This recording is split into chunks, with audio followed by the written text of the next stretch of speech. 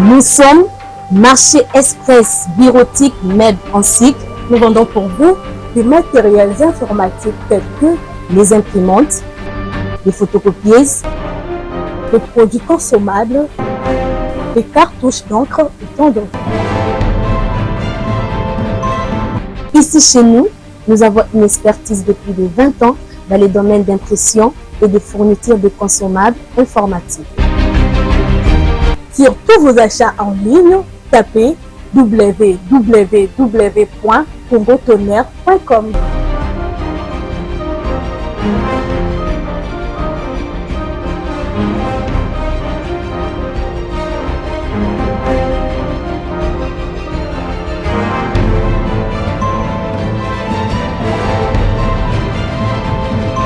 Mais c'est vraiment un marché informatique.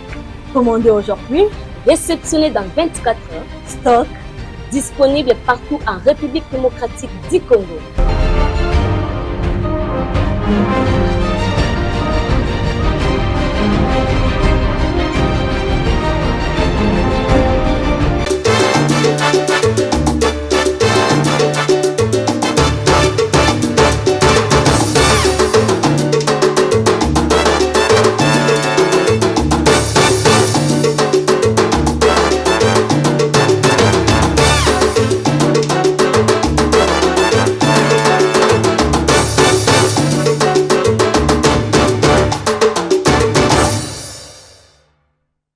République démocratique du Congo, ville, province de Kinshasa, Mbonda, Ekolo, magazine d'actualité, Mbote Congo, Kinshasa, Mbote Congo, Brazzaville, diaspora partout.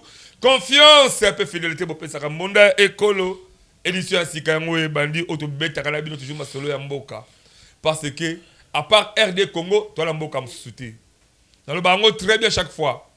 Et c'est mon là-bas, Oyo, Bandi Mimba Koufopona Congo, alobi que Ata Malili, ata bitumba, ata pasi, ata nzala, meye akufaka pour la Congo. Même mawana ba oyo, ba midima ko sacrifier nationalité la bango. Pe, malgré qu'on sacrifie nationalité là pour l'intérêt mo gagner côté mboka mundele. Mais yo on sacrifier nationalité là pe, o comme le ko finga mboka oyo. O comme ko préférer mboka auto souffrir. Mon boss a dit que o comme professionnel na libota la bino pour osunga ba amateur otika awa ba amateur banali ba loko ba ndeko na yo boko ba ka ba congolais ba naïf bino ba congolais kuna boza ba paresseux mais ozo bossa na ke na France ozali ko vanda français abunda pendant 100 ans pourtant la histoire de Jeanne d'Arc elle a été brûlée vive pour que France ait commandé les alliés là mais biso la Congo le atrocité ça va partir est mboka.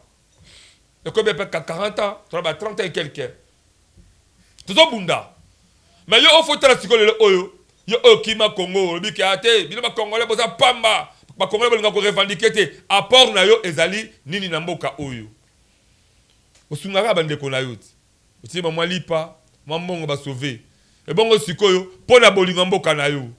Yango na bele na kami bande ko ngai ba diaspora bozana poto. Boye ba ke na mikili bozali wana. Présence de l'Amérique ezaka intérêt munene pour la personne congolaise de tikala awa parce que boza ko apporter ba énergie moko positive pour la personne congolaise de tikali awa de là osoki famille mo bazala bande ko mo balé misatu bana poto ton Afrique du Sud et que problème ko li bango soutien na bino e yaka rapidement et ça là que ba moral na biso ezala moi leke même mawande na ba congolais oyo atozali la kata diaspora. Mais comment le finga mboka oyo ko finga mboka te Congo ngani eza problème te Congo ya ngani eza problème te mais ngai na yo biso batu nde tona ba problème vis-à-vis na Congo à part moto sala malon pour la Congo alita à part ko yiba ko détruire Congo ko piller miso la Congo ko collaborer même na ba traître ko collaborer na banguna ya Congo pour garder ba intérêt na yo mais Congo ngani eza problème te Congo yangani a un problème té. Libanais les autres foutent à mouton l'entreprise $80, $70. Et que Congolais sont à moi même à discuter. Soit mais qu'on discuter là-bas, balongoli moussala. On aime te habiter à part on aime ce bousser na salaka. Pour la sécurité des travailleurs.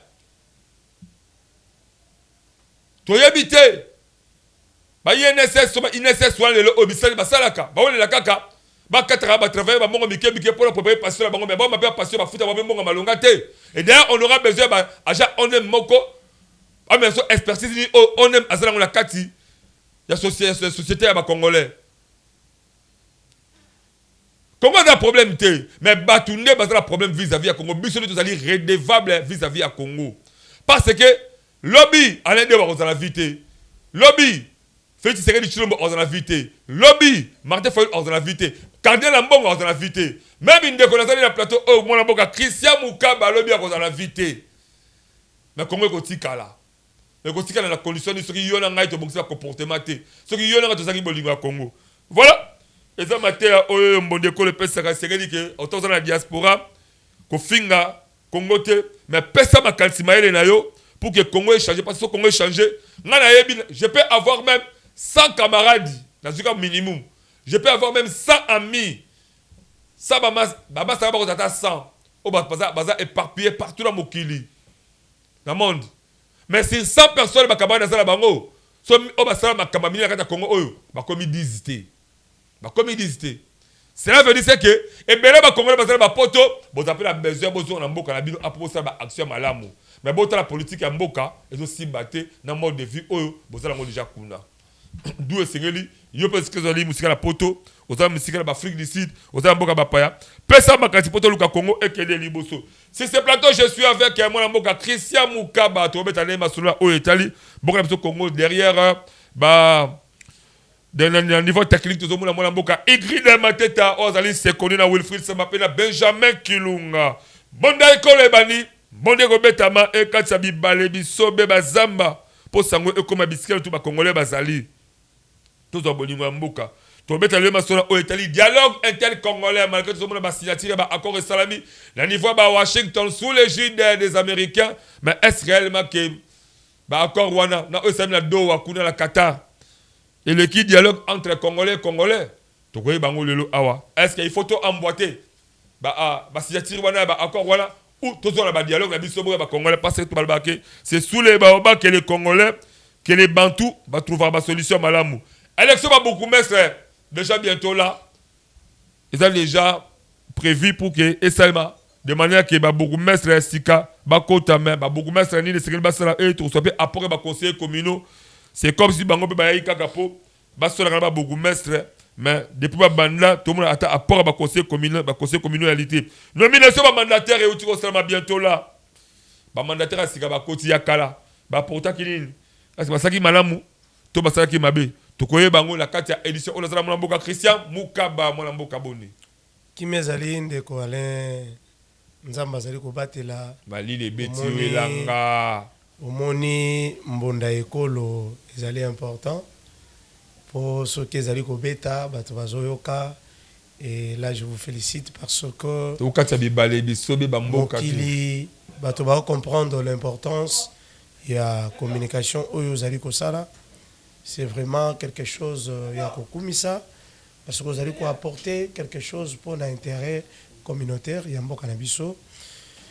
Bon, il est naturel, hein, mais ces derniers temps, c'est vraiment très compliqué. Il a qui makasi. Mais bon, espérons que solution, ce qui est l'angisili et Gozoma. Donc, c'est un peu ça. Mais Tozali, Christian Moukaba na mwana do kita malé peut-être il a ngale betier. Mboko babi moye ke musika. Non mais na félicité. Oui bi kana félicité voilà. La félicité lelo na moni quand même courant quand même. Mais toi c'est la courant, toi c'est la groupe. Courant mboko non na yoki batu ba olo ba courant yé. Yango na ina lo. Après combien de jours? Yango na ina lo ba que toza toujours abandonné na courant na Tchangu. DG Asnel, Ndeko Fabrice, n'a évité pourquoi Balongola qui était désolé. Chance pour le bien voir, voilà. Merci beaucoup. Tobandi siko édition la biso ya sika ndeko nanga zana no télécommande na yo, zana télécommande na yo. Kitsango vraiment na se. My Lord, you are so good. You are so good to me. My Lord, you are excellence in my life every day. Na yebize mo pona que Zamba malamu. Zamba za malamu. Parce que biso ba congolais toi malamu te mais nzambe a malamu tale to bomamboka dialogue intercongolais to accord signé entre Rwanda na niveau ya Washington to na ba rebelle au fait sécurité albaki abaki ko solo ba rebelle et c'est-à-dire ko franchir ligne rouge to franchir la ligne rouge et ça pour la bolinga Congo to franchir pour tout ça faible mais il y a des gens qui m'ont appelé pour me dire que et bon qui l'état congolais a sololaté na ba rebelle parce que ko solo ba rebelle et ça qu'on peut sa parole sous chance mon autre de baquet maintenant qu'il est parti à rébellion pour na gagner quelque chose dans Mboka Oyo. Il lui fallait que FRDC asala musala na ye. FRDC asala musala na ye. FRDC asala musala na ye. Top bundala ba rebelle, c'est la dernière énergie mais entre les bisous congolais qui discutent dans le dialogue intercongolais.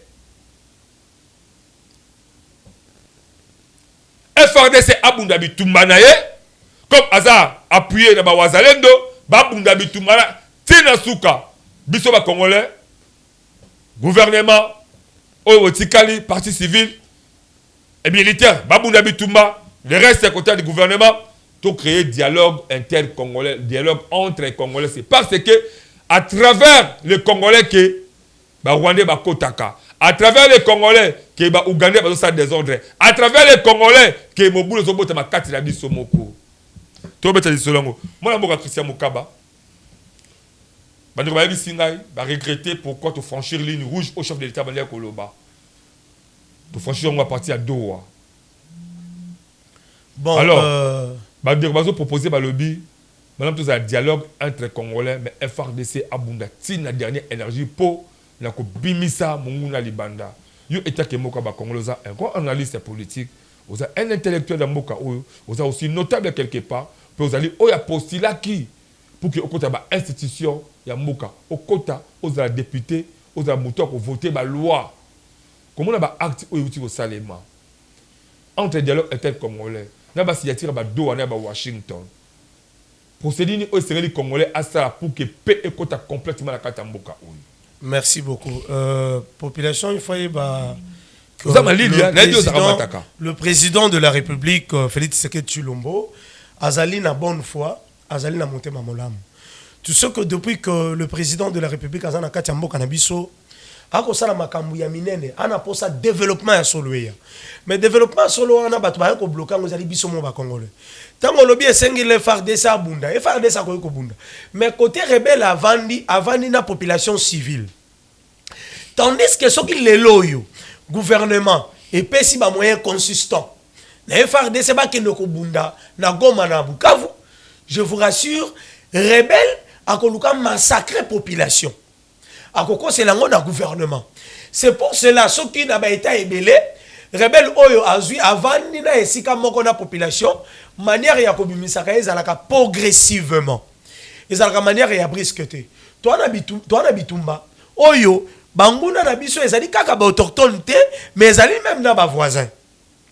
Tango lobi batu nyonso tout bakoya na dialogue, après dialogue ne bakoluka ba soki ba pesi bango poste te bazongi sous na rébellion non avec l'accord oyo to signé ezala na États-Unis ezala na Doha bokomoda ke ba pays voisin na biso loko la agresseur na biso connu o ezali Rwanda akozala na ba mesure akoboyi akokota lisusu makambu o etali ya ndelo ekolo na biso te tokokoma na sécurité ya solo mais l'importance de l'accord entre nous les Congolais et Zalinini. Et Zalinini, nous sommes obligés de discuter entre nous. Il y a que la légitimité qui est constitutionnelle. Moi, j'ai toujours dit, la constitution de notre pays, la terme est la légitimité. Le président la légitimité facilement. Parce qu'en préambule de notre constitution, on parle de la légitimité. Je ne sais pas pourquoi les législateurs ont voulu toujours laisser cette partie dans la constitution. Mais, le cas la question très importante entre nous. Qu'on soit surtout, divergence, mais papa, azali censé y a recadrer bango. Maintenant, volonté y a chef de l'État. Et ça dit que tout vend autour d'une même table. to discuter pour notre intérêt personnel. Mais le mal dans notre pays, depuis plus de 20 dialogues, oh et bimi na mboka na biso, to zoka récemment ba dialogue e uti koleka récemment il y a Kojo, il y a Saint-Sylvestre, concertation nationale. Non, nazozonga, concertation nationale, Saint City, il y a Ebele, même non. À l'époque, à Mobutu aussi, dialogue et salamaki. Tant de dialogue et salami ebele. Mais dialogue, on avec philosophie, il y a politiciens congolais des alliés pour que, à côté de la gestion, il y a respect. Partage à gâteau. Na partage à gâteau. Mais maintenant, souci n'anga personnel les alliés. On voit, Moutoumousou soit kolobaki azali na capacité. Il peut apporter. Mais quoi apporter, d'ailleurs, il faut ça dans l'institution. Mais au centre, nous devons mettre la population. Ce dialogue n'a pas eu ce qui dialogue, il y a autochtone et salamité. Ndeko ale, na yebisi yo toko zonga ka na ba plateau pour na koloba que bitumbe zongi na est. Toyoki groupe ethnique kingani ba ko bunda. Groupe ethnique kingani ba ko bunda parce que nous ne sommes pas encore il y a niveau il y a kosangisa bet. Lokola batekela bayaka. Bamobondo. Donc, cet phénomène est que la biso libéla. Mais si le gouvernement, après avoir commencé le dialogue, il y a politique.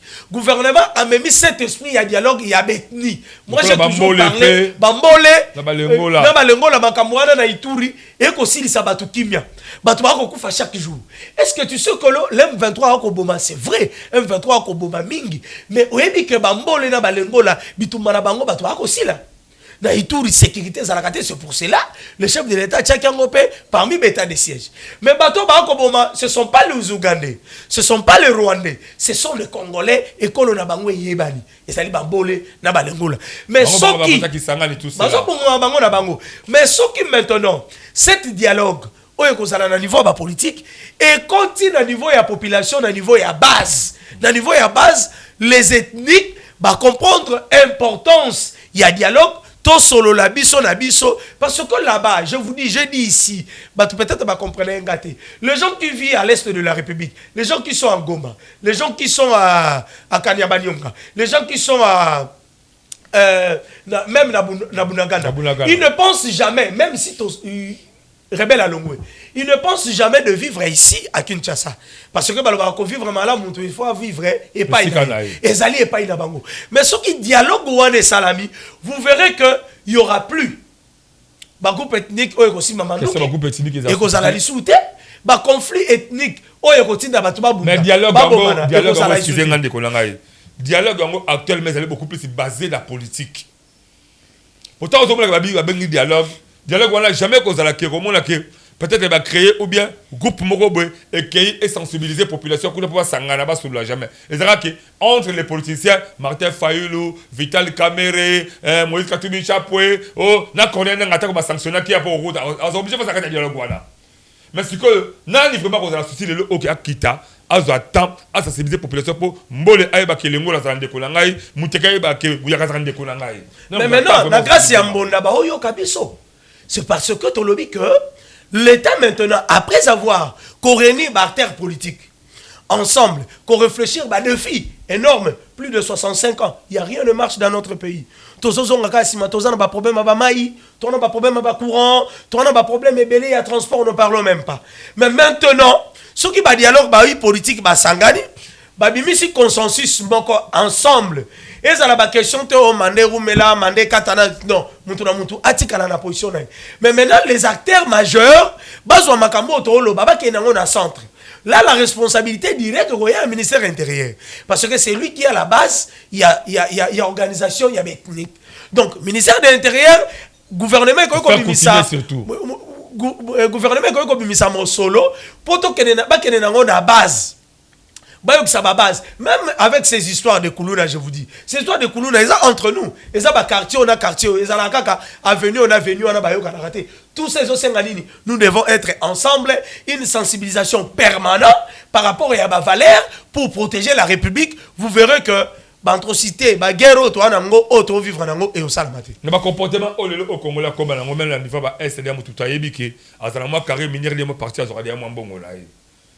Aïe que moi, ma belle o étendue, son a frappé on a un bon langue. Est-ce qu'il y a mon tolinga atika ma belle wala atika, ba vote général pour la Rolanda, sentiment o ya dialogue au fait c'est que du mazo proposé. L'état local la Sénégal.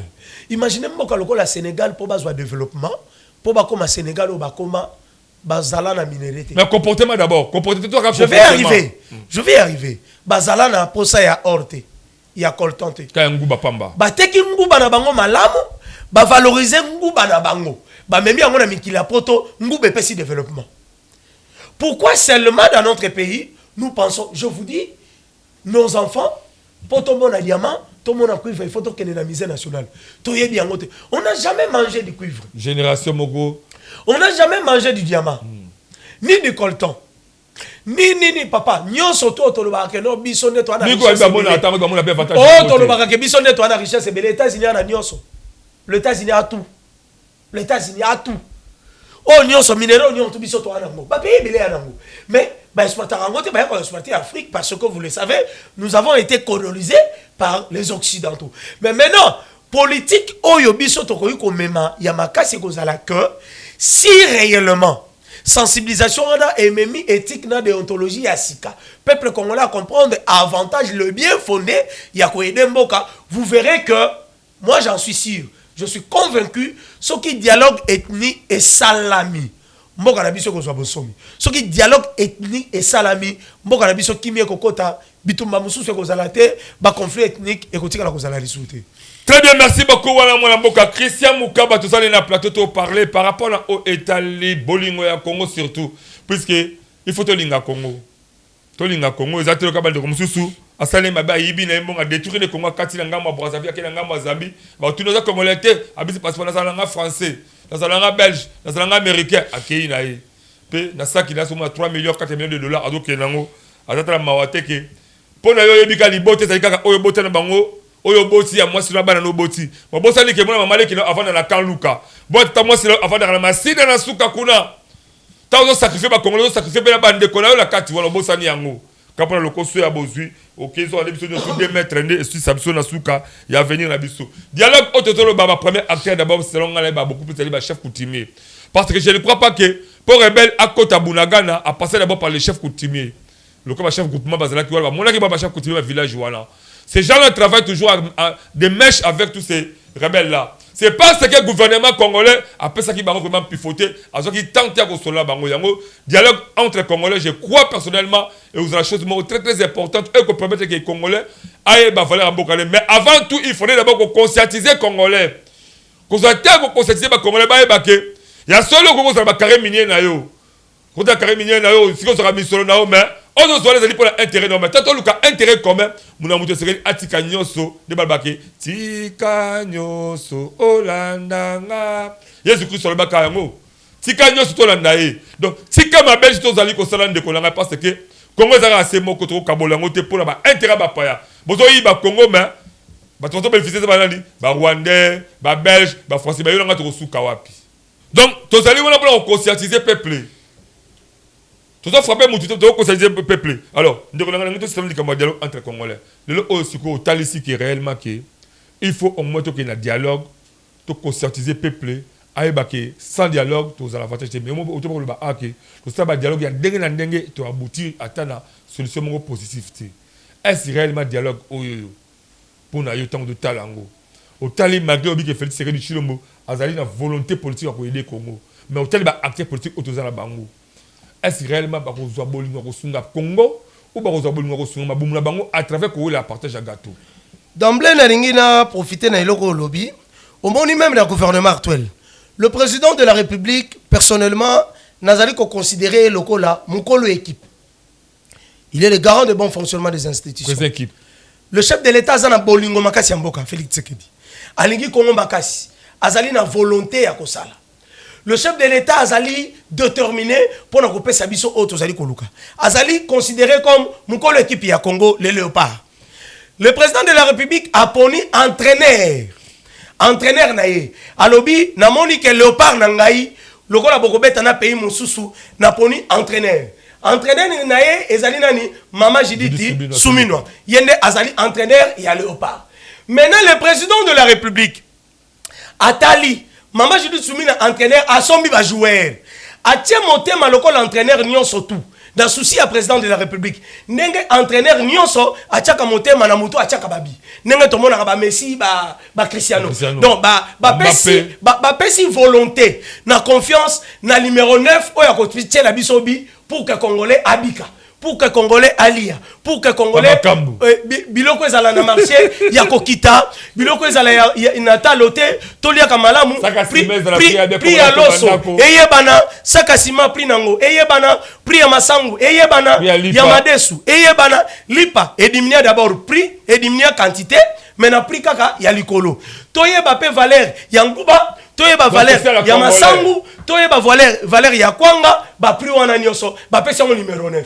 Mais maintenant arbitre ezali banani ezali biso ba population nde to kota la joueur nini a obeta mabe soki to moni pas nazalaki na plateau na yo nazalaki pe ailleurs to moni joueur moko boye azali ko beta mabe to lobaki yango to pesi ebayo to lobi joueur oyo akokite lokola buki muninga to pesi premier avertissement to solo line to ebisi a ozali kokokate condition de vie à population ezali malamuté.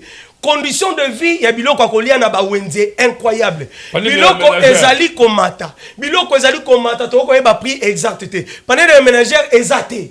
Condition de vie à économie ya Kinshasa ya Congo ezali kokufa. Mais maintenant biso lokwa to ba libitre. Biso toye, to lobaki lelo toye. Toye na carton jaune. Carton jaune pour nous ça. Daniel Mukoko Samba ministre ya économie. Numéro 9. Numéro 9 nabiso ya gouvernement ya Mama Souminoa a échoué. Le professeur Daniel Mukoko Samba n'a pas essayé carton jaune. Professeur a échoué. Dans lobby, oyebi que carton jaune oyo, na koya nango carton jaune oyo. Deuxième carton jaune ezatu ko tambola na ba wenze pour na ko sala pétition ko yebi sa population oyo souffrir ba consommateur. Ba vendeur biloko ndenge mbati pasi boy biloko ndenge comme cher boy condition de vie na biso moyen to lia malamu hérité parce que le professeur Daniel Mukoko Samba vice-premier ministre de l'économie o azali ki numéro 9 a échoué to pesi premier carton jaune. Mais maintenant biso to kanisa ki na Daniel Mukoko Samba nini théorie en macroéconomique oyo à l'époque tango balongola ka na gouvernement et matata avec ça qui population que théorie en macroéconomique ezali théorie na ye ezali yende mutavandi staki stable macroéconomique. Tu comprends que matata asala ki plagia. Oui, asala ki plagia. Mais président de la République peut le rôle à Kinoa le rôle à Ngabanda ikola na mukoko. Alors bien non, il maîtrise bien ces théories, il y a stabilité en macroéconomique. Si quand la commissaire numéro 9 a mis sa théorie, il y a macroéconomique na terrain pour que tout chamingete, pour que batuba lia malamu, batuba zala malamu, biloko ekita, balibanais, bateka na ba prix ya ba détaillante, le logo mona ba chinois, bateka na ba prix ya ateka tonga moko na détail, OK, ba ko teka en gros pour permettre biso to que no côté maintenant numéro 9 nabiso ezalaki nani le professeur Daniel Mukoko Samba oyo topesi carton jaune elingi ko lakisa que Daniel Mukoko Samba a échoué lamentablement. Daniel Mukoko Samba a eu premier carton jaune, deuxième carton jaune elingi ko lakisa troisième match obetati. Mais na ko senga na ye azwa ba disposition parce que to ko sala marche c'est constitutionnel biso ba consommateur biso ba vendeur to ko kita na terrain pour na ko yebisa entraîneur alongole la biso avant comme à pire alongole la biso le vice-premier ministre de l'économie Daniel Mukoko Samba professeur de son état n'a pas signé carton jaune. Makamu mususu zali koloba. Oui que le président de la République a une bonne foi. A une volonté à makasi. Le président de la République na matière étali ba université. Depuis 1960 jusqu'aujourd'hui, il y a eu jamais révolution ya kotonga ba bâtiment ya sika lokola oyo le président de la République a kosala. Le président de la République sokotali inikin otali ipen lelo ezali na INBTP. Batu ya motema mabe lokola ba ko bundisa INBTP ba ko mona que moto aye na sima moto aye sikoyo. Le DG Cédric Chibangu l'ingénieur il est professeur. DG Cédric Chibangu azali professeur azali ko matérialiser vision ya chef de l'état afutaka ba personnel nangonga afutaka ba professeur nangonga Lelo INBTP est comme un modèle. INBTP ba véritable ingénieur. INBTP, je vous l'ai dit, nayebi professeur Wanate, mais je vis na betando ike. Nazali na mona kasinanga Emmanuel. Voilà. Oyatanga kakuna. Alobi le professeur Cédric Tubangu 2G, il y a INBTP, le lobe ingénieur, il y a qualité, parce qu'il est professeur, il est ingénieur de son État. Azali qu'on matérialiser vision, il y a chef de l'État. Mais ces dialogues, je dis et je répète, ce qu'ils allaient autour, il y a ventre, solution, et que tikalaka, que salamate, toko continuaka, toujours na bagarre ethnique. Mais ce qu'ils allaient pour la question autour koloba, après avoir considéré ce dialogue politique, maintenant, le chef de l'État a matérialisé autour loba, toke de la dialogue ethnique entre nous, pour que véritable paix, véritable kimia, ezala, nambo cannabis. Voilà, merci beaucoup. L'analyse qui toque moi la Christian Moukaba, toloba likama, dialogue entre Congolais parce que ça on allait passer. Yango bloka botana le lakangabi. Il fallait moi la mboka Augustin Mungimi, le secrétaire général Augustin Mungimi. Moi est-ce que l'on sait mamoko na l'État congolais. En tout cas, Moutouana tanga zalaki na kata affaire coutumière na ko sabinoté. Il était au fou et au moulin pour la Luka, Kocha Kimia, Nangambouana, chef coutumier Ming Bayebi, Augustin Mungimi, secrétaire général aux affaires coutumières. Asara Moussane Kitoko, il a l'expertise purement professionnelle, il a apporté pour que le ministère intérieur soit satisfait dans les affaires coutumières. Puisque le dialogue entre les Congolais se référer beaucoup plus à ma premier acteur, c'est le chef coutumier. Il y a beaucoup plus attaché à la culture, mais le chef coutumier, il faut que là, vrai agent, il faut apporter bonne la Congo. N'est-ce que pas de Congo, tu peux mettre solo, après moi, Daniel Mukoko Samba. Daniel Mukoko Samba, en tout cas, Zala peut conscient Yomoko. Au trahir, les Congolais, Nangonga, oh, tu sais la kate. Parce que c'est la bête qui penalty, on marqué bi. Parce que les mungwa, potentiel, ouais. Carton jaune. Beaucoup de choses, koya, Thompson et koya, oh, piodi, si le oyo. Est-ce que tant que beaucoup ça va congolais, beaucoup kata sonité. Même ici, Augustin dans la chambre, dans le salon, dans l'hôtel. Mais attends, les Congolais, les gens qui n'ont pas besoin, ils ont kata soni. Kanisa au moins, que la cause bateau. Mais vous êtes toujours en train de continuer comme ça, misala. Si ma ça si bien mati, économie bafouée. Dialogue entre Congolais, vous avez dialogue quoi porter bonheur. Nous avons tomber les cartons encore de nouveau. Non, non, mais carton jaune, yo lo bate, carton jaune. Mon cocotte, à Keiti. Oh, tu peux faire avertissement. Voilà. Professeur, je vous aime bien avec vos théories. J'ai beaucoup d'estime, beaucoup de respect envers vous, le professeur Daniel Mukoko Samba. Mais je vous dis, premier carton jaune, deuxième carton jaune, tu quittes un terrain pour nous ça. Entraîneur, abenganayo, abimisayo, akotisa joueur mususu, oyo akotie la bisobi, o toko luka, toli ata likayabu, toli ata fufu ya malamu, toli ata mpiodi ya malamu. Voilà. Le homme congolais besoin de souffrir, c'est comme il passe, il Thompson, il passe, il piodi, il passe, il transport, même n'en parlons pas. Tout cela est dans le cadre de l'économie en Mboka. C'est parce que nous n'avons pas un ministre compétent. Il y a un niveau d'économie hors Kosunga. Moi, en Mboka, c'est que le Chilombo, garant, il y a une institution, la République démocratique du Congo, c'est vraiment réellement que moi, en Mboka, de Nemkoko Samba, Zapé l'a exprimé, mais il y a des missions démissionnées ou, sans ça, ma campagne, madame Obombi, Benga, sur mon école, tout sur la haute plan d'action, les Sikanini, Ezali, Kobetsa, Bama Bakou, Mabe. Dialogue entre les Congolais, Ezali, madame, parce qu'il y a une permettre les Congolais, Bazala et Sikamoko, mais il faut qu'on associe, nous surtout, le comportement, il faut qu'on associe, pour que nous avons amené les calcinés. En plus, surtout le dialogue, nous avons amené ma être obligé de dialogue pour que tout le monde paie et contre la Congo, Mobimba. Élection, beaucoup mestre, au Sengeli et Salema en la Katia, République démocratique du Congo, ils allaient commettre Sambona Makasi. Depuis le conseil communal, va voter, va voter, le haut, va la Kaka, l'élection, va beaucoup mestre. Même si que, va vivre là, non. Même si beaucoup de choses, mais bon, l'élection, Salema. Est-ce qu'il y a un moment où vous avez interdit le conseil communal pour qu'il base sur le terrain, pour voir ça, on était la fois passé à niveau Yanjili.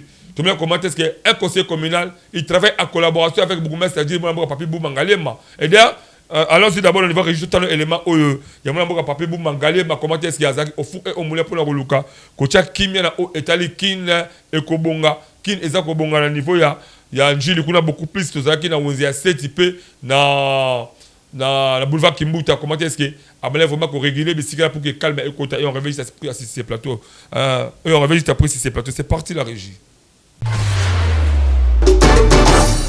Ndeko nanga ya Congo tika bae bisao vérité soki bakoluka babourgmestre compétent oyo baza kosala musala kitoko po na ko matérialiser vision chère ya le gouverneur ya ville province ya Kinshasa Daniel Bumba bondi melanga ke oyo elobami ke Kinshasa ekobonga bondi melanga ezabongo les premiers citoyens ya commune Anjili mwana mboka Papi Mbumba Ngaliema boyebake bonda ekolo magazine d'actualité ekele ko surprendre mingi na couloir Kimbuta esika wapi azali kosala musala na kitoko avec impact na idéologie tellement que population oyo ya Kimbuta ba mesana na bango ko bwaka ba sotonyo na ba kalivo po ba kalivo ekoma boucher mwana mboka Papi Mbumba Ngaliema akitie moko na équipe na mobimba baza kosala salongo ko sensibiliser population pe ko punir population oyo ya matoma ngongi ba oyo baboya ko sala musala pour que Kinshasa ebonga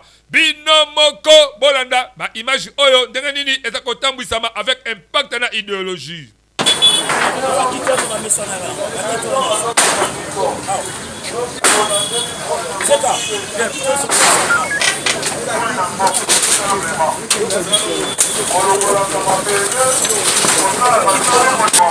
Ezalaki journée moko oyo a punir sévèrement bato ya matoi mangongi pe asuka kiwana na couloir Kimbuta te abandaki nanu kosala musala kitoko na wenze ya quartier 7 oyo ekenda sangolelo ba famille mingi batonga bandaku na bango kuna bakomisa yango lokola wenze ya bandaku na bango tellement que objectif ezali balabala ezali wenze te population bazonga na ba wenze les premiers citoyens commune Njili akitaki kuna apanzi bandaku apanzi ba hangar oyo ebombaka apanzi ba hangar oyo ekomeloka bandaka batu pour que marché oyo ezonga kitoko avec impact na idéologie bino moko boyo kanenge nini abetsaki mbonda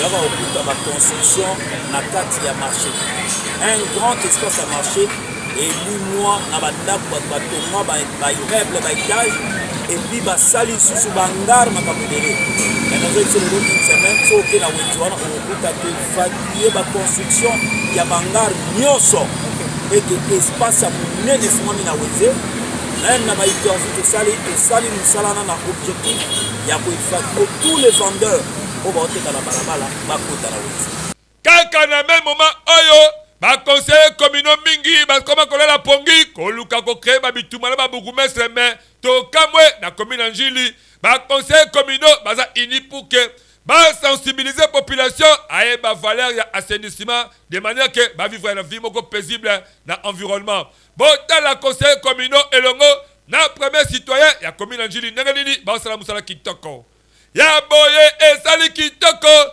bino moko boyo kadenge nini conseil communal abetsaki pe mbonda Kimbuta naza koteya nazo conscientiser nazo yebisa bango pe esukaka na Kimbuta te nakenda ti dokolo partout pona ko sensibiliser bandilwa tokota idéologie ya salongo kwa eza pona bien-être na biso lelo tozobela ba malaria ba typhoïde bazotongela biso te baotya beton siko soki totie kitiri ya salongo te boni ba infrastructure bazosala ekozala eumela yango nazo interpeller banjilwa nyonso tosalaka salongo misiki baboyi kote kobeta misiki respecter ta oyo bapesa nde loko tozobetela siko yango tozali na bourgmestre biso na conseil ata conseil municipal tosensibilisaka deja bakokona balinga commune na biso mpe tofaire respecter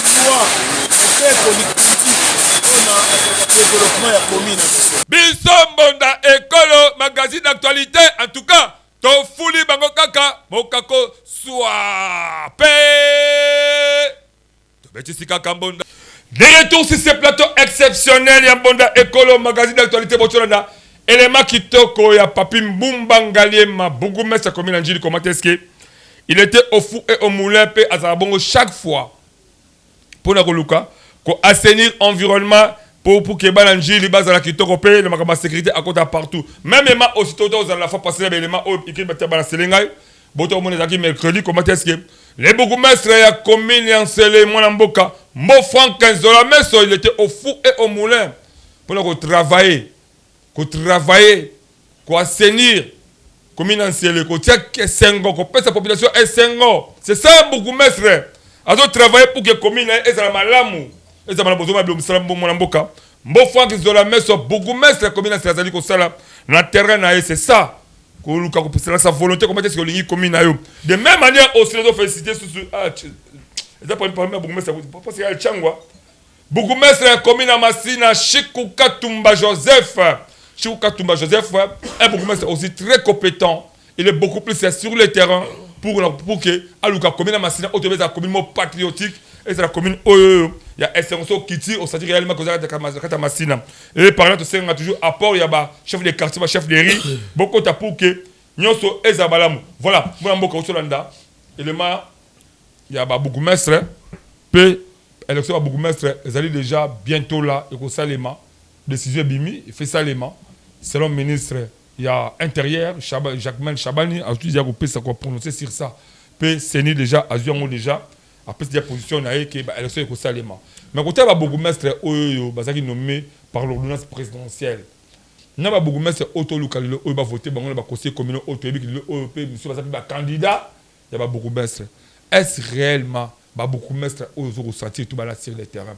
Apporter apport négatif, tout apport positif, ou c'est pour que tout le cas, niveau territorial, et vraiment territorialement propre. Merci. Nabandi na port négatif. Nazali na regret. Population ya Kimbante que zali na regret. Ezali na regret ya komona bourgmestre Jansi Nganga. Jansi Nganga bourgmestre Kimbase ya Kimbante que ndenge azali kobundisa population. Voilà. Jansi Nganga azali kobundisa population. Mutu ya liboso Jansi Nganga azali kobundisa ezali ndeko Emmanuel Bitesso. Ndeko Emmanuel Bitesso azali na mukolo marché ya 51 asali marché na ye atongi na nzela mendeko bourgmestre ya commune ya Kimbante que Jansi Nganga aye abani ko sala marché pirate tandis que bato wana bazali na kati ya marché bafutaka ba taxe na ba droit au commune eko senga toyebite ndeko Jansi Nganga soki azoko sala musala nini apport na ye ezali nini il est absent azali ko bundisa bato yo baye na apport ya kosunga mokonza mboka o ba ko travailler ndeko Emmanuel ndeko Bitesso azali entrepreneur ya makasi ya Kimbante ndeko Bitesso Emmanuel azali entrepreneur azali jeune oyo azali ko bunda pona commune ya Kimbante yango wana na lobi ndeko Jansi Nganga semaine wana na pesa ki obayi carton jaune ndeko Jansi Nganga carton jaune na yo parce que tu as détruit la commune de Kimbanteke. La commune de Kimbanteke est perdre sens na valeur ya ki commune ya Kimbanteke. Commune ya Kimbanteke ezali sous na sens na yangote parce que bourgmestre banomaki on a pensé à Jansi Nganga il peut faire mieux parce qu'il est fils maison de l'UDPS. Mais nous avons compris que ndeko Jansi Nganga azali makambo mabe koleka ba bourgmestre mususu. Na pesi yo carton jaune et linko la que na terrain yeba ke tozali ko bengana yo pour que totia bato mususu. Élection passer aussi avec les conseillers communaux. Donc dès que Jansi Nganga na bakisi nengo bundana ba conseillers communaux ozali yo zimba moko deux cartons jaunes. Ozaki ya liboso oza deuxième carton jaune. Troisième carton jaune na yo et ozala rouge obimi mbala moko tolongolio. Ba beaucoup c'est ba osala. Aujourd'hui Tchangu les bourgmestres ont compris. Même la population, ils ont compris. La population a compris que nous avons l'intérêt il y a qu'à soutenir bourgmestre. Je vous dis à la commune de Massina, Tobane comme on a la musique, mais aujourd'hui, Neko Chiko Katumwa, Joseph, chaque jour, chaque heure, Azali Kotambola, mais Massina c'est aussi pas comprendre la réalité, Azali Kotambola, Ali Kosala Moussala comme il se doit. Problème il y a sécurité, Batouba il y a la incompétence. Cohérence plutôt ezalaka entre ministère intérieur ici quand on va définir bien ça la définition dans bien té ba beaucoup mestre ba pesa ka injonction bazali na droit pe ya kolongola ba commissaire ya ba siat na ba société et loko zo ça la passe yango wala ce qui va penser qui va beaucoup mettre plein pouvoir que ba commander ba société na ba siat bazo dépendre na bino directement mais peut-être ma sécurité permutation peut-être ma sécurité ngo sala mais au niveau de la police même au niveau intérieur biso tozu information que ba beaucoup mettre il donne seulement l'information c'est pour cela besoin que le beaucoup mettre ana ba policier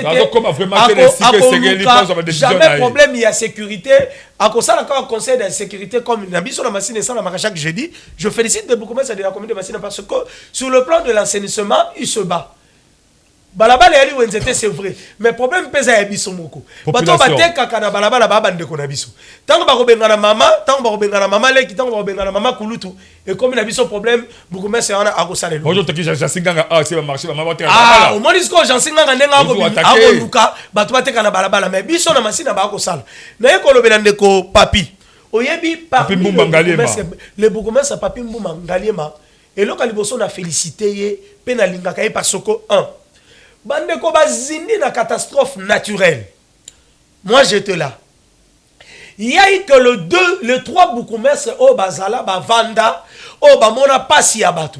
Papingo Mboma Ngaliema, Alalate, Atambola Njili Mobimba, Kota la côté na Kuna na Sewana, côté Batu Bazindaki. Bandil brasserie, Akenda Njili brasserie. Boukoumès Azalaka Ndeboy. Dernièrement, na moni na Kimbuta. Ako travaille même na Baïmanjo au Sali. Ça m'a fait du bien. Ça m'a fait du bien. Ça se voit que cette Boukoumès, Sokazali candidat na commune Njili, ba conseiller communal pour passer chance. Na makanisi ya sika oyo sangana. Non mais maintenant ba conseiller communal il faut ba comprendre. Ba pesa ndeko papi ngaliema chance parce que il maîtrise beaucoup de choses de la gestion de la chose publique. Surtout makanisi ya gouverneur na bango lobi balabala ye wenzete akobuka akopekisa o komona que difficulté pas na ngwe zali difficulté sécuritaire. Otolobi il ne gère pas la police. Ezali séparation de pouvoir o ba pesa bango. Ndeko Franck Mbo, lui ne parle même pas. Le lo commune yakimba yantele bangembo bayaka li sousouté. Tala bureau ya beaucoup mais c'est le roi bureau ya gouverneur à ville. Et le roi bureau ya ministre. Azali na volonté à retravailler na commune yantele parce que Banger tala Banger.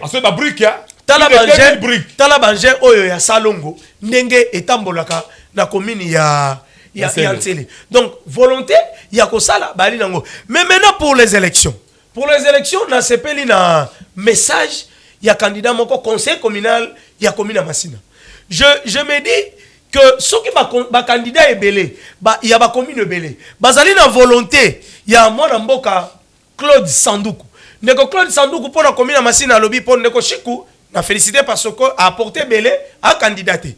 Neko Joseph Chikou a candidat beaucoup moins traité. Mais il a apporté beaucoup de choses pendant il y a rien. Le commune à Massina bah défi est énorme. Aujourd'hui, il y a beaucoup des avancées au Ndeko Chikou à Memina Massina. Mais maintenant Ndeko Claude Sandouk, conseiller communal, Alobi Boy, Alobi yé en tant que candidat. Na commune Massina pour la émergence. Non, na féliciter le message d'ailleurs. Alobi makambo émergence. Alobi makambo assainissement. Alobi développement na sécurité. Donc et qu'on a ça que Ndeko Claude Sandoukou si a commis beaucoup mais ça commune à Massina, il peut faire encore mais mieux. À ça la continuité. Non, toi on a besoin d'ailleurs mais il s'est prononcé déjà. Moussala Kitoko, il est au fou et au moulin pour le changer l'image à Massina. Le lo ba dépôt ba candidature de Jessie là. Bon, Claude Sandou quoi là, tu éviter aux Bawana parce que tout le monde en a eu, total réellement vision Yazalango. Je ne suis pas de son obédience. Moi, j'étais candidat député provincial, hein. Lui, il est conseiller communal. Je ne suis pas de son obédience, mais n'a félicité parce que cette vision a lobby en le ballon ça sert rien. Est-ce qu'il y a toujours qu'est-ce qu'il a déjà fait pour que le ose vraiment rassurer que Mouto soit comme le Sikana à Gossala Makamala. C'est un bon entrepreneur. Un entrepreneur à Malamu assiste à Rabatebele, ba veuve, ba orphelin, à Portaka, à Pornaye, Kakana Massinate. Mais na Kinshasa Mobimba. C'est un entrepreneur. Mais tant que Kolobi, makama malamu, bayaka kana malo malamu. Mais Daniel Moukoko Samba, le professeur bayaka na makama malamu. Oui, mais on a pour ça, on a passé deuxième carton jaune pour que toi kitaka na terrain mais c'est pas le moment. Les mususu ndenge le professeur, le ministre de l'économie, il peut arranger façon naé, il y a la makambu, il y a gestion, il y a choses publiques pour que tout le katoli atali pa malamu, tout le pays pa qualité pour que tout bika comme se doit. Mais à part Wana, vous voyez que baboukou mestre est belé.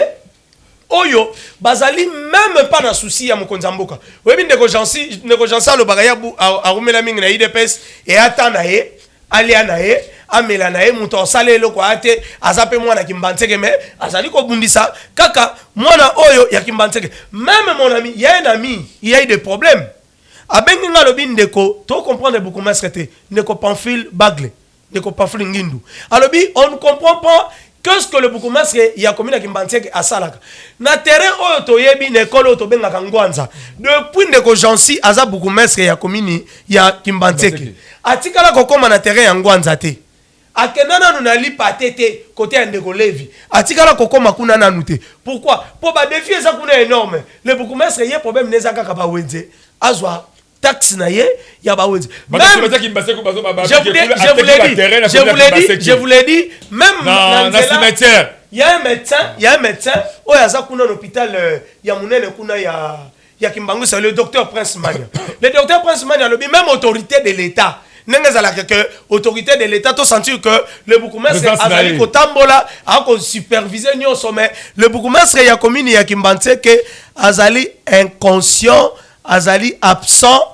Deuxième carton jaune pour Nandeko, Jansi Nganga, bourgmestre ya commune ya Kimbantseke. Jansi Nganga, bourgmestre ya commune ya Kimbantseke, incompétence na yo ici et comme déjà la mise sur ba Kimba Villois surtout, ba Kimba Villois surtout, ba Kimba Villois surtout. Kuna so keina na cimetière ya Kimbantseke, ba bibisika o teki wana teki ba bandi ba censé ba ma population kuna, ba besoin ya présence na yo. Alors mais faut de toi ba ke, toi tu peux pas kambo o etali ma commune beaucoup plus va conseiller communal na sabino qui botal ba base na bino o ba vota ka bino ba base respective na bino zali. Il faudrait autant que les osoba commune na so bongate, ezali aussi apport ya ba conseiller communal zali moins. Il faut sensibiliser la population ba valeur ya sécurité, il y a bien et des personnes, sécurité, il y a environnement. Tout cela est en rapport aussi, même le chef de quartier, le chef de riz, vous aussi inclus dans ma cambouana. N'a pas que moi na kuluna autre kabana kuluna, balala na lola te, balala na li felote, pe ba balancer balete. Balala na ndaku oyo langa to bimaka. Toi ba tout ça esprit ya ko dénoncer ka bango. Yo parole bi ke moi na za kuluna, moi na za moyibi, moi na za seto bombaye. Olingina na robateli na olingina ni asunga yo. Biso autres chasse au table mboka ba pala mboka mindele. Donc découvrir comment est-ce que moi na mboka ne butu azobenga immigration que voilà esika tel ba noir balaka. Pas immigration c'est pour kangabiso, a identifier biso, ce que ça va visa pour que ça en cours ou bien visa ici là c'est parce que nous avons été trahis par ma patriote ya mboka wana. Mais pas que ça les maraté, au coup ta ba burkinabé, au coup ta ba nigérien, au coup ta ba indien ba chinois, mais ça ba quartier autozali ko vanda. Maintenant na funda ka bango. Mutozalité. D'où essayer réellement que ba chef de riz, ba zo bizarre pouvoir voilà pour que ces amalons mais avant de peu maman mouké, dans l'équipe peu maman mouké de kolangai, boy ba ke ba concours ya ba orchestre traditionnel les autres chaque week-end ya kuna espace mind be dimanche au tu ba quotidien quand tu ba ko ta habiter ba ko ta demi-finale. Et ça, tu as quart de finale dimanche. Et qu'on y a avec un parc d'idéologie. Mais le week-end passé, les calais qui tout le monde commenté ce que Bande Koyaba. Au cas c'est 4 orchestres qui toquent comme un reportage. Et on réveille après ces plateaux pour que tu peux savoir bravo Makasi et pas les grands chefs continuent Fiston et Babi. On ça Moussana qui toque. Il y a sa chance de manière que Bateke ba Umbu. Bas vraiment chance. Il y a comme on a Mingi na Kati ya Boga Congo. C'est parti la régie.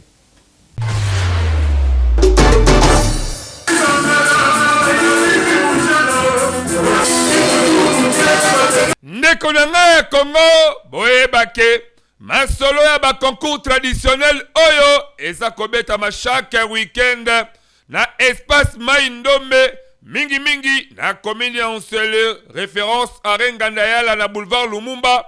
Boyebake eza kotambwisa makitoko avec impact na idéologie kutu, ba komi déjà kokene na ba demi-finale. Ya kosimba eza ete, ba week-end oyo euti koleka, 4 orchestres mobimba et salaki prestation lango kitoko kaka ndenge boza komona na ba image oyo.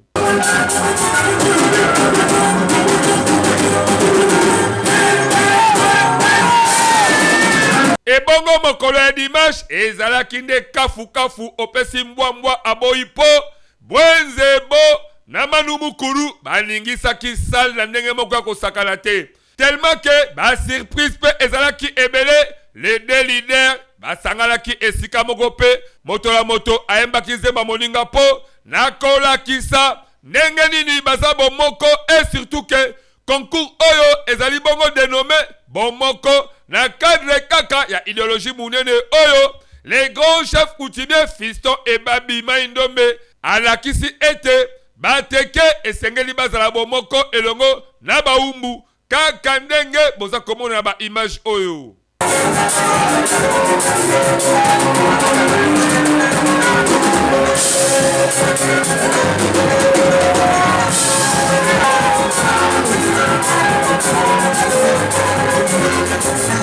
Population oyo bazalaki wana bayembi babini bameli basepeli esalaki kembo makasi okati ya mitema ya batu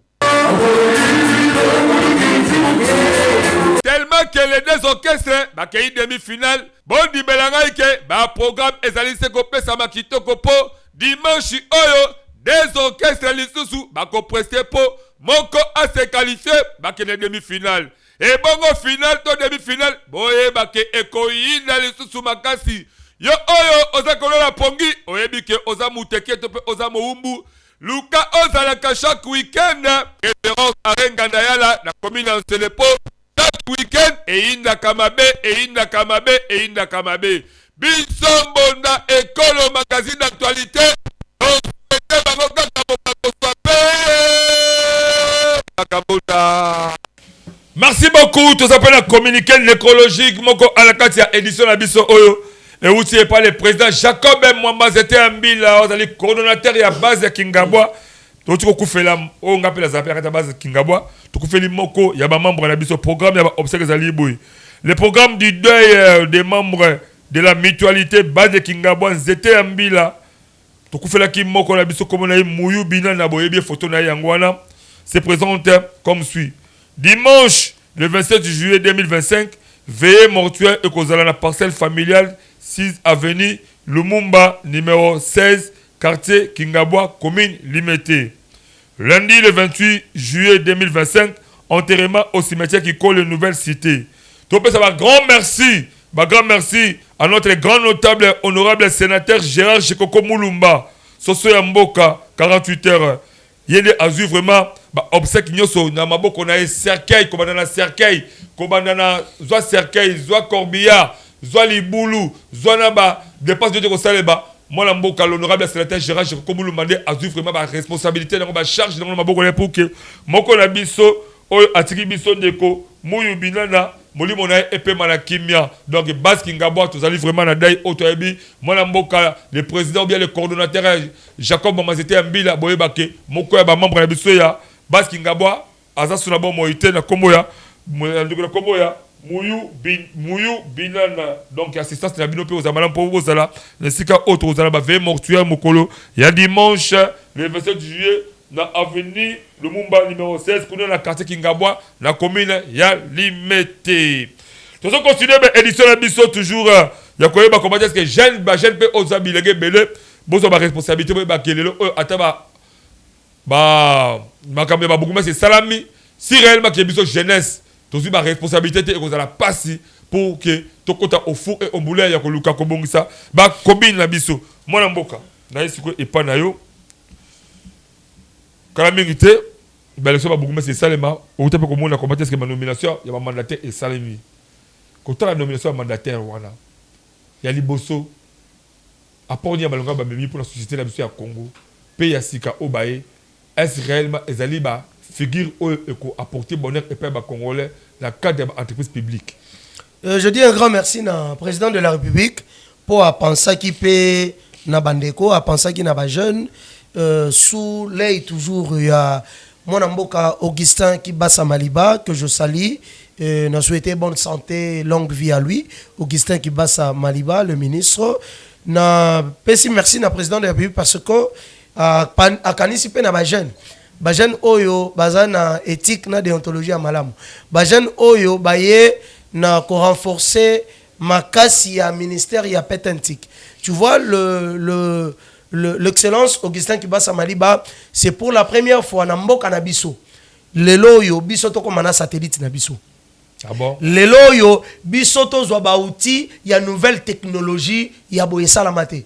Vraiment, ce côté-là de numérique et de la technologie, nouvelle technologie de l'information, l'Augustin Kibasa Maliba mérite mieux. Aza parmi ba meilleur o ba la ki capacité na bango que ministère wana na kata gouvernement sumino azane maboko pembe yé azana na carton jaune té azana ni carton rouge azali na ni bye bye na pesi un grand merci na pesi félicitations encore na yé ministre national Nabiso et autorité morale et IDPS Kibasa Augustin Kibasa Maliba pour penser qui ya kopesa kombo oye muto azali ndeko na été ale ki na été ba nommé. C'est ça leadership. L'Augustin Kibasa Maliba a la kisi vrai leadership ya kopesa na fond du développement des services universels. Oh papa Mokondi ya ekolo président Nabiso Félix Tshisekedi Tshilombo a nommé Nabiso PCA Adolphe Kalonji. Maître Adolphe Kalonji, coup de chapeau. Bon vent à vous. Respectez seulement choses publiques. Yeba que mon solo à l'état, ko simba yangote, c'est là mon sala nengezali, parce que IGF ezali na simanao. Merci le chef de l'état parce que, merci Augustin Kibasa Maliba parce que, Augustin pesa ki kombo, yande ko paterne binane. Paterne binane, oyo azali, DG, il y a fonds du développement des services universels. Mais tout le monde Philadelphie parce que Philadelphie. Mais ma Philadelphie ils ont ça la face. Philadelphie. Bon. Bakadi pesa donc l'état congolais m'a beaucoup retenu Philadelphie. Ils allaient secret chef de l'état. Biso to ko sala eloko moko te. Mais ngai pe dimanche na robana ko sambela na Philadelphie. Nous to Philadelphie. Nomination pourquoi les autres utakakuna? Nomination ba DG. Na pesi merci mais na pesi carton jaune. Na déjà Snell. Déjà Snell. Neko Fabrice. Insuffisance. Neko Fabrice déjà Snell carton jaune. Fabrice ou bien ils ont vraiment problème à Snell actuellement ils Neko Fabrice. Neko Fabrice. Neko Fabrice abomi Snell ko sakanate. Neko Fabrice déjà Snell ya mundele ba pesi ba mention na ndenge et ba bomba ngona assemblée nationale. Déjà Snell na pesi carton jaune. Ce qui ba to ba critiquer peut-être ba to ba critiquer ki o muke. Gestion na ya mabe. Yeba que biso to ko sala marche. Toko tambola pona ko yebisa mokonza mboka. Toboy déjà Snell. Donc on a deux marches préparées. Marche contre le ministre de l'économie. Marche contre vie chère. Non. Pas contre personnalité. Marche contre vie chère. Marche contre Biloko et Mati. Marche contre Snell aussi. Marche contre Nzala. Marche contre prix. Il y a solo, il y a Foufou et Banakate. Il y a Massango et Banakate. Il y a Mwengi et Banakate. Marche wana contre ministre personnalité. Contre Moutou Azali Kokamba. Ministre il y a économie. Toye koyebisa ye carton jaune na ezali. Ndeko mukoko samba. Na pesi ombote mais carton jaune nao yango yo elinko laksa to ko sala marche pona ko yebisa yo tika ministère ya économie na malembe vanda na ba théorie ya macroéconomique na université opesa yango bana parce que bana na ba école macroéconomie malamu côté wana je sais que vous êtes un bon scientifique un bon professeur de l'université coup de chapeau pour la science au pesa mais au échoué pour la gestion il y a chose publique carton jaune tomo ke na suka. Dans le cas où le mission est purement pédagogique. Tout à fait population parce que tout le monde beaucoup mais c'est pas kende. Est-ce que apport à beaucoup mais c'est face na au Italie ba entité territoriale na biso lokola ba commune et autres. Population yé mon la kati azala apport ne sengeli à apporter pour que ba communauté ezala kitoko et que le but ba que vraiment tout ça na moka moko ezali aseli moka moko oki sécurité environnementale ezali malamu. Ezali bolingo mboka. Ezali bolingo mboka il faut tous en avoir conscience au tozali na yango et kopesa biso ndingisa ya ko apporter ngai tango ndeko Daniel Bumba ye structure o ya biso to kambaka bac o ezali na ba ko ba siffler belo pesa ba na mapela ba ba siffler to pesi belé na masina pona ko zwa conscience collective ko ebisa ba to l'insécurité ezepa ina biso to telemenango mais pona assainissement biso to sala salongo chaque fois j'ai aimé aussi une initiative. Il y a baninga côté tokola baobengango les notables de Boba. Les notables de Boba chaque samedi tozala na salon. ngai kutu na ke samedi ote po samedi on mais samedi wana na osala effort ngai pena kende elongo na les notables de bo bana kombola mais conscience volonté amour ya mboka et ko permettre biso to kende liboso et ko permettre biso to accompagner ba institution ndenge biso personnellement tozali ko accompagner tozali ko bimisa bato ba ko sala mabe to ko bimisa mokonza mboka mututela ko sala mabe mututela ko sala malamu message à la population accompagner message ya suka na nka na pesa joyeux anniversaire na la population selon la population 30 secondes après le lancer un message na population boyebi makambo biso to ko bundela tozo bunda pona ba intérêt na biso te mais ce qui gère bazo rendre biso mauvais service et là on a kosenga na bino population ya Kinshasa population ya Congo population ya Tchango ya Masina ya Kimbanteke ya Ntele Maluku ya Limete ya Mongafula tolinga Kinshasa te po eza Daniel Bumba tolinga Kinshasa te po lobie kozala mbo Frank Mbonzo la meso tolinga Kinshasa te po lobie kozala Christian Mukaba mais kasi tolinga Kinshasa po tozali bana ya Kinshasa to apporter apport na biso to sala côté au biso to ko sala vous aussi les chefs de quartier bozali na musala makasi ya ko sala ya ko accompagner ba bourgmestre bino pe ba chef de riz ata ko ba pe ta bino mbongo te mais besoin responsabilité ya ko sala chef de riz bozala toujours na veille bon sensibiliser la population pour na ba valeur bon sensibiliser la population pour na ba valeur et ko permettre ba venir na biso ezala senir et ko permettre l'insécurité ezalate et ko permettre bato ba ko kamba autre petit carton jaune de ko Fabrice Asnel na niveau tozali to sangisa ka pe ba facture so to moni facture payer cher courir yete chef de riz la muka Congola ba facture nyo soto venir na yo kende ko zongisa yango na Snel soki ba chef de riz to sali 4 5 6 bokomona que solution même ya courant et ko comme stable et ko permettre biso pe insécurité zalate parce que manque ya courant pe ezali facteur oyo ezali ko permettre oyo ba ko sala mabe ba ya ko sala biso mabe. Voilà. Merci beaucoup, Ezaki Bongo Mwalamboka Christian Mukaba, Tobeti Mastrobing, la Katia, édition beaucoup plus cette sola au Etali Bolingo Yamboka, parce que le dialogue entre Congolais et quoi porter bonheur, si réellement que le dialogue wana, les alliés pour la Bolingo Congo, mais non, ce que les alliés pour la Maboumou, wana et Kozala, dialogue Mokoya Mabé, auto considère toujours que le baquet au 30 ans.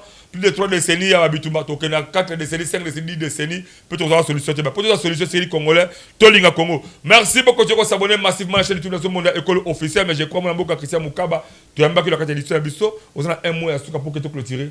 Nalingi na pesa joyeux anniversaire na Batumi Balé, na ma grande sœur Belge Mukaba, Madame Belge Mukaba, BM, Maman na Luisana Ngoyi. Joyeux anniversaire à vous, longue vie, bonne santé, prospérité, succès. Joyeux anniversaire à Monsieur l'abbé Albert Mokaba, que je salue à partir de Bandundu. Monsieur l'abbé Albert Mokaba, joyeux anniversaire à vous. Longue vie à vous, prospérité. Koba Kosala Moussala, il y a Nzambe Ndenge Sengeli. Je dis un grand merci à Madame Bijou Tekila qui nous a soutenus pour Nakoyawa. Un gros bisou à mon ami, à mon chéri Sylvie Yaila Mundaï Mamana Larousse. Merci pour votre accompagnement. Voilà, merci beaucoup. Mais Bobo, ça n'a été que le 27 juillet 2025, la foire, la foire internationale de Kinshasa, beaucoup plus d'espace à Simon Plaza. Et que vous allez bongo, deuxième édition, journée culturelle, Ngoui, Wamano Ngoui et Singe, Boya et Belé, Bokolia, Bokomona, Afema Chocho, Bokomona, Imoui, na, Nyoso, et que vous allez de manière, Nandung, Bakoshan Ndung, Afema Chocho, Imoui, Nambis, Ombis, la Kati, Nandung, Mopanzi, donc, gastronomie ancestrale au monde a fait match et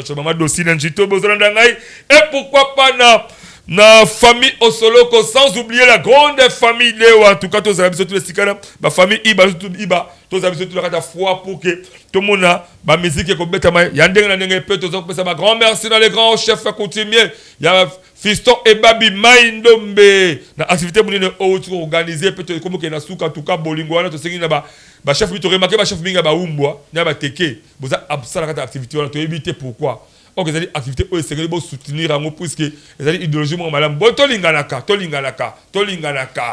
bolinga c'est le kamalam bo soutenir parce que c'est pour la bolingo ya culture ya ba teke pe baoubu. Merci beaucoup na Igrid Mateta, merci à Wilfried Sama, merci à Benjamin Kilunga, merci à Wilfried Mansoa, mon ami personnel et le gouverneur.